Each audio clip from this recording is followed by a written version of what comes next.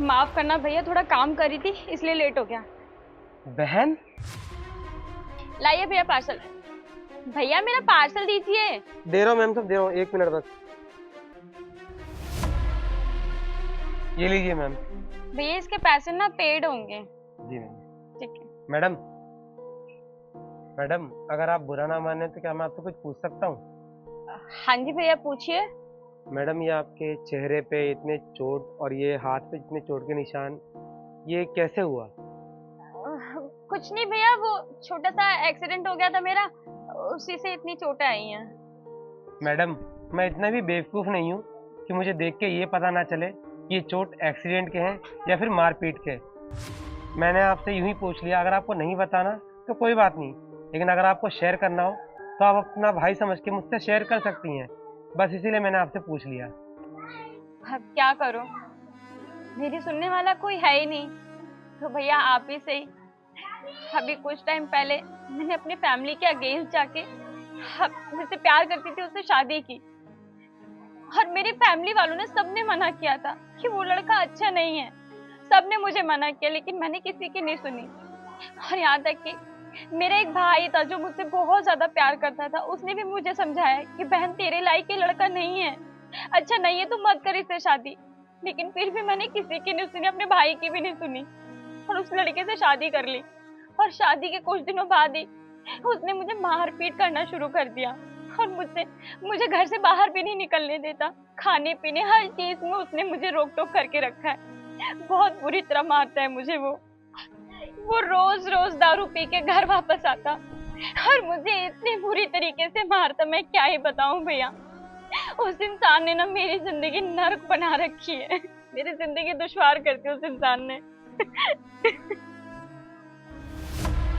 क्योंकि अब वो जानता है कि मेरी सुनने वाला और मुझे देखने वाला अब कोई भी नहीं है मेरे पास, बस इसीलिए वो मेरे साथ ऐसा करता है। मैम, जब आपका हस्बैंड आपसे इतनी बदतमीजी से पेश आता है, आपसे मारपीट करता है, तो आप अपने परिवार के पास वापस क्यों नहीं जाती? किस मुंह से अपने परिवार के पास वापस जाऊंगी?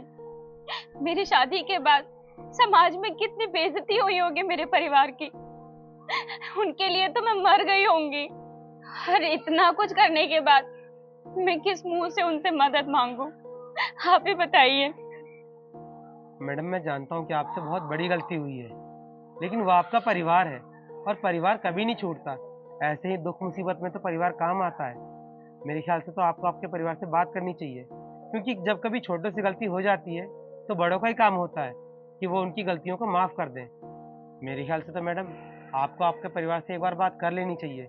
क्या पता वो आपको माफ़ कर दें और इस परेशानी से आपको छुटकारा दिला दें। जिस रिश्ते में बेइज्जती और बदनामी शब्द आ जाते हैं ना भैया, वो रिश्ता कभी काम नहीं आता। और अब यही मेरी किस्मत है, क्योंकि मैंने अपनी जिंदगी अपने ही हाथों बर्बाद की है और मुझे अब ऐसी अपनी जिंदगी गुजारनी है। लेकिन मैडम, अभी तो आपने बताया कि आपका एक भाई भी है जो आपसे बहुत प्यार करता है। आप उससे बात करके देखिए, क्योंकि माँ बाप का रिश्ता अलग होता है और भाई बहन का प्यार का रिश्ता कुछ अलग होता है। जब मेरे माँ बाप मेरा साथ नहीं देंगे तो मेरा भाई मेरा साथ क्यों देगा? उस वक्त उसने मुझे कितना समझाया था और मैंने ही उसकी एक नहीं सुनी, फिर क्यों आएगा मेरा भाई मेरी मदद करने? तूने ऐसा कैसे सोच लिया कि तेरा भाई तेरा साथ नहीं देगा? भैया आप यहाँ पे? मुझे नहीं पता था बहन कि तेरे मन में इतना कुछ चल रहा है और तू इतना कुछ सह रही है। अरे अगर तूने मुझसे एक बार बोला होता ना, तो मैं मम्मी पापा के खिलाफ जाके तेरी मदद करता, लेकिन मैं तुझे इस कंडीशन में कभी नहीं छोड़ता। भैया मुझसे बहुत बड़ी गलती हो गई, प्लीज मुझे माफ कर दो। जो हुआ सो हुआ, अब उसके लिए रोने की कोई जरूरत नहीं है। और अब तू ना 1 मिनट भी इस नर्क में नहीं रहेगी। तू अभी के अभी चल मेरे साथ, मम्मी पापा से मैं बात कर लूंगा। तू चल। माँ बाप का दिल दुखा करके ना आप कभी भी खुश नहीं रह सकते। वीडियो अच्छी लगी तो आगे भेजें। जय हिंद, जय भारत।